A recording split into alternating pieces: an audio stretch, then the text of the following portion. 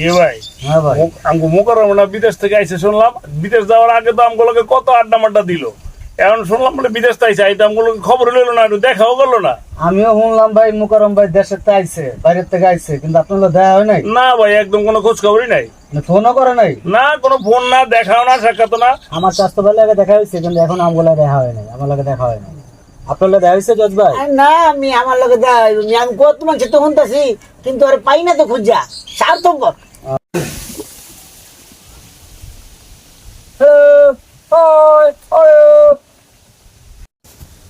ও ভাই, মুখরাম যাই গালি দিল। তুই বতো, আমি দেখতাছি কি কইছে, দেখতাছি আমি। কি রে, তুই বিদেশটা আইলি, আইয়া সামনে পড়ে কি কইলি কি না কইলি, জজমা কইতাছে তুই বলে গালি দিছস।